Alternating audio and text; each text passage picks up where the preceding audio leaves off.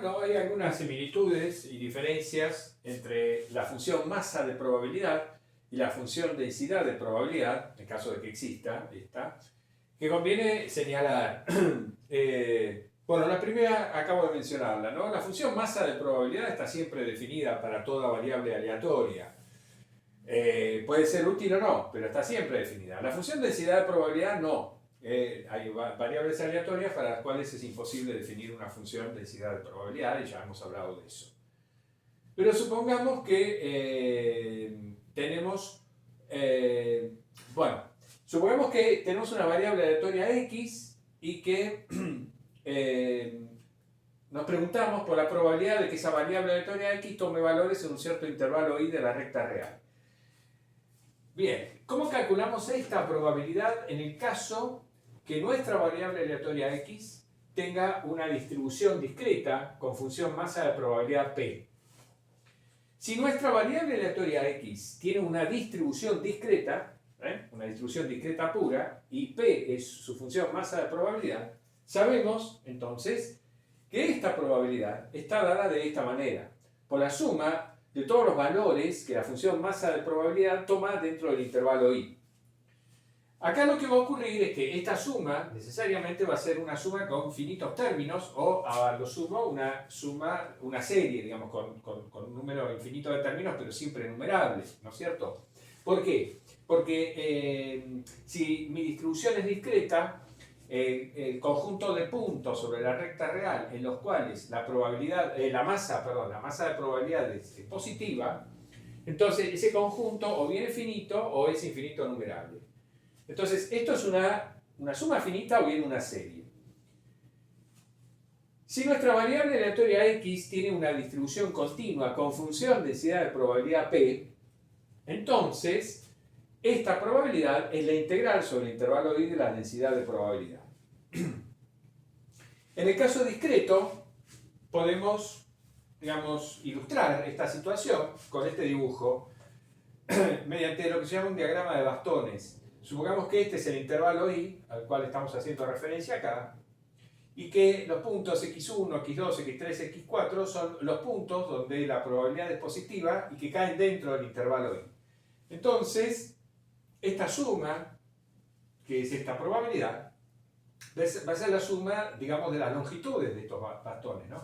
Acá la altura de los bastones representa la probabilidad en cada uno de estos puntos, la masa de probabilidad en cada uno de estos puntos, es decir, la probabilidad de que la variable x tome el valor x1 es esta altura, la probabilidad de que tome el valor x2 es esta altura, etc. En particular, todas estas alturas son menores a 1, no sé, 1 estará por acá, por algún lugar, digamos, pero estas alturas representan probabilidades.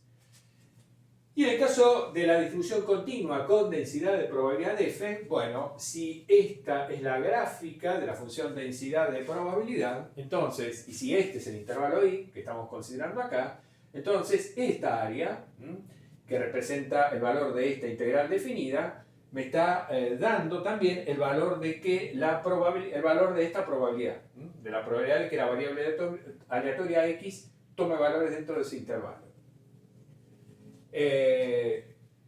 Hay algo que, por último, hay que mencionar, que es importante, y es lo siguiente.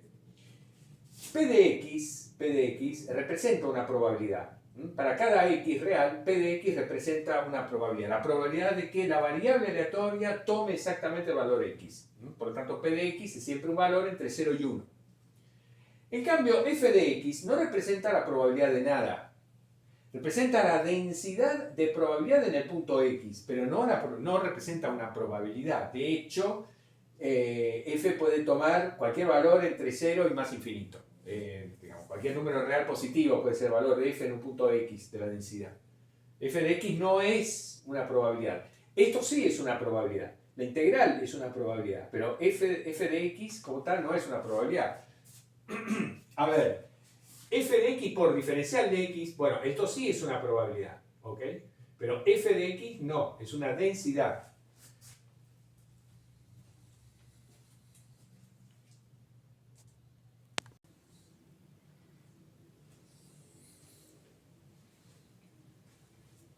Bueno, en muchas ocasiones nos hemos referido a distribuciones de probabilidad homogéneas, pero eran distribuciones discretas, homogéneas. Por ejemplo, el lanzamiento de un dado, entonces si X representa el puntaje obtenido al lanzar un dado, X puede tener, como los valores posibles de X son 1, 2, 3, 4, 5, 6, pero cada uno de ellos tiene la misma masa de probabilidad en un sexto. Esa es una distribución homogénea discreta.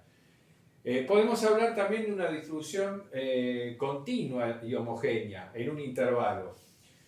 Decimos que una variable x está uniformemente o también homogéneamente distribuida en un intervalo AB de la recta real si su función densidad de probabilidad es constante en dicho intervalo. Lógico, ¿no? Homogénea quiere decir que la distribución, la densidad es constante en el intervalo. Vamos a escribir este símbolo, x, firulete, u, ab, para indicar que la variable aleatoria x distribuye toda la masa de probabilidad uniformemente entre a y b. Es decir, esto me va a indicar que la variable x distribuye toda la probabilidad de manera uniforme en el intervalo cerrado AB, de manera uniforme u homogénea en el intervalo cerrado AB. Eso significa que la función densidad de probabilidad, bueno, es constante en el intervalo AB y es nula fuera del intervalo AB. La probabilidad vale 0, digamos, fuera del intervalo AB.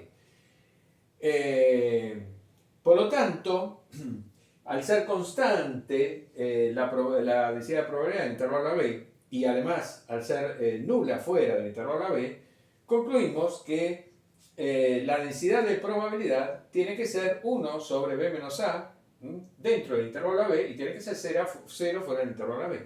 Es decir, la gráfica de la función densidad de probabilidad uniforme que corresponde a una distribución uniforme en el intervalo AB es lo que tenemos acá. Digamos, vale siempre 0 hasta que llegamos a A, acá pego un salto y acá vale 1 sobre B menos A y después luego vuelve a valer 0 a partir de X igual a B.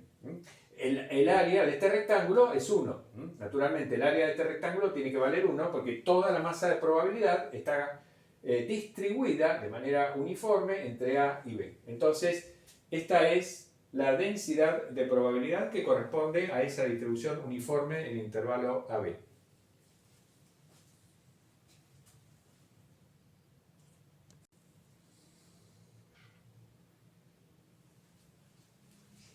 Bueno, la función más importante vinculada a una variable aleatoria es lo que se denomina la función de distribución de esa variable aleatoria, o función de distribución acumulada, que ya la mencionamos, pero todavía no hemos dicho cómo se define.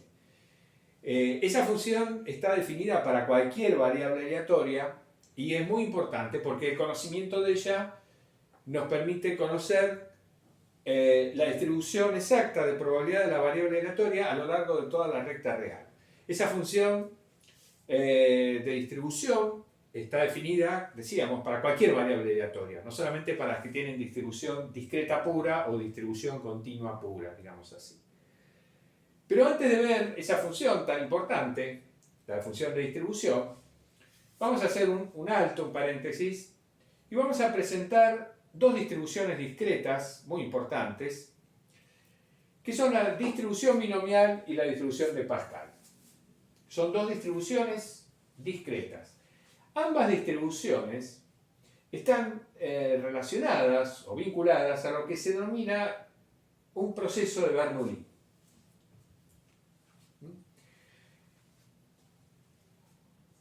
Acá hablamos de lo que es una sucesión de pruebas de Bernoulli o procesos de Bernoulli. Un proceso de Bernoulli es una sucesión de pruebas independientes, tal como dice acá, ¿no? Un proceso de Bernoulli es una sucesión de pruebas independientes, repetidas siempre bajo las mismas condiciones, que tienen estas dos características. Cada prueba puede arrojar exactamente dos resultados, a los cuales los denominamos genéricamente como éxito o fracaso. Esa es la primera característica. Mejor dicho, la primera característica es que se trata de pruebas independientes, repetidas bajo las mismas condiciones, etc. La segunda característica es que cada prueba puede arrojar exactamente dos resultados, éxito o fracaso. Y la tercera característica es que la probabilidad P de éxito en cada prueba es siempre la misma. Cada prueba de Bernoulli, tengo siempre la misma probabilidad de obtener éxito. Y por lo tanto, tengo siempre la misma probabilidad Q, 1 menos P, de obtener fracaso. Al mantenerse constante la probabilidad P de éxito, se mantiene constante, obviamente, la probabilidad de fracaso, 1 menos P. Porque lo único que puede ocurrir es éxito o fracaso. Hay dos posibles resultados únicamente en cada prueba. Bien, el proceso como tal, el proceso de Bernoulli como tal, depende únicamente de un solo parámetro, el parámetro P, que es la probabilidad de éxito en cada prueba. Bueno, ejemplos de procesos de Bernoulli. Bueno, los que tenemos más a mano, los más inmediatos. El lanzamiento sucesivo de una misma moneda. Si yo una misma moneda la empiezo a lanzar una vez, 2 veces, 3 veces, 4 veces, lanzo indefinidamente una misma moneda, eso es una sucesión de pruebas de Bernoulli. Porque son pruebas independientes, porque el resultado obtenido, cara o seca, en cada lanzamiento es independiente del resultado obtenido en la prueba anterior, claramente, que cualquier otra prueba. Y además, bueno, cada prueba puede arrojar dos resultados, o me sale cara o me sale seca. Entonces, para mí, uno de ellos lo llamo éxito y el otro fracaso. Y además, la probabilidad P de éxito en cada prueba es siempre la misma. Se supone que un medio. Si la moneda es equilibrada, P es un medio y Q es igual a un medio. Bueno, otro ejemplo podría ser el lanzamiento de un dado, un mismo dado, que lo lanzo repetidas veces. ¿Qué puede ser éxito? No sé, cualquier cosa. Puedo decir que para mí es un éxito que me salga el 3 o el 4. Para mí eso es un éxito. Entonces, lo que es éxito o fracaso, eso lo determino yo de acuerdo a mi interés. Entonces yo puedo decir, bueno, para mí es un éxito que me salga el 3 o el 4 en el lanzamiento de un dado. Entonces, en cada prueba, la probabilidad P de éxito va a ser 2 sobre 6, es decir, un tercio. ¿Tá? Y la probabilidad de fracaso va a ser obviamente 2 tercios. Otro ejemplo, el proceso de Bernoulli puede ser una sucesión de extracciones con reposición de una población finita. Supongamos que yo tengo una población, por ejemplo, una población humana, y bueno, voy eligiendo al azar personas y estoy interesado en una característica determinada. Considero éxito que la persona elegida tenga, no sé, cabello castaño, no, digamos algo, a ver, que la persona elegida al azar tenga, no sé, su número de documento termine en 5. Para mí eso es un éxito. Y si su número de documento DNI no termina en 5, es un fracaso. Entonces, de una población voy eligiendo personas con reposición, digamos, si la población es pequeña, tiene que ser con reposición para que la probabilidad de éxito sea la misma en cada extracción que hago, en cada extracción, digamos, en cada elección que yo voy haciendo. Cada elección es una prueba de Bernoulli. Elijo la persona. Si el número del DNI de esa persona termina en 5, es un éxito, si no, es un fracaso. Bueno, dependiendo de cuál sea el porcentaje de personas cuyo DNI termina en 5 dentro de esa población que yo elegí, ahí voy a tener la probabilidad de éxito P. ¿Estamos? Si la población es muy grande, aunque las extracciones se hagan sin reposición, puedo considerar que también estoy con un proceso de Bernoulli. ¿Tá? Si yo, por ejemplo, voy eligiendo de una población muy grande, de un lote muy grande de bulones, voy eligiendo bulones y los miro y digo, bueno, para mí es un éxito que la longitud del bulón supere tantos centímetros, sea mayor a 5 centímetros. Si es un fracaso, si es inferior a 5 centímetros, supongamos. Bueno, ahí se supone que, digamos, la probabilidad de que cada bulón supere esos 5 centímetros, o sea, la probabilidad de éxito va a ser la misma en cada prueba. Es un proceso de Bernoulli. Bueno, pero los ejemplos más claros son lanzamientos de monedas, lanzamientos de dados, etc. Ahora bien, decíamos que hay dos distribuciones discretas vinculadas a un proceso de Bernoulli. La primera distribución se llama distribución binomial. ¿Cómo obtenemos la distribución binomial? Bueno, fijamos cierto número n de pruebas a realizar y definimos la variable aleatoria x como el número de éxitos obtenidos en dichas n pruebas. Es decir, además del parámetro P, que me determina el proceso como tal, fijo otro parámetro, N, el número de pruebas a realizar. Y defino la variable aleatoria X como el número de éxitos obtenidos en esas N pruebas. Por ejemplo, la moneda la lanzo 20 veces. Lanzo 20 veces una moneda. En ese caso, y la moneda es equilibrada, y para mí es un éxito que me salga cara, perfecto. Entonces, en ese caso, el parámetro P es un medio y el parámetro N es 20. Y mi variable X estaría definida como el número de caras que yo puedo obtener al lanzar 20 veces una moneda. Ese número de caras que puedo obtener al lanzar 20 veces una moneda es cualquier número entero entre 0 y 20. El número de pruebas, el número de éxitos que yo puedo realizar en n pruebas de Bernoulli, o es 0, o es 1, o es 2, o es 3, o es hasta n. Cualquiera de estos es un resultado posible de ese, digamos, de éxitos en el lanzamiento, en la realización de n pruebas de Bernoulli.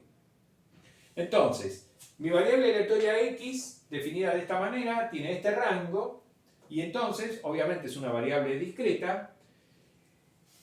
Toda la masa de probabilidad tiene que estar distribuida en estos n más 1 valores, porque son los resultados posibles de la variable aleatoria X. Entonces, el paso siguiente es ver cuál es la probabilidad asociada con cada uno de estos valores. ¿Cuál es la probabilidad de que X sea igual a K, donde K es cualquiera de estos valores enteros entre 0 y n?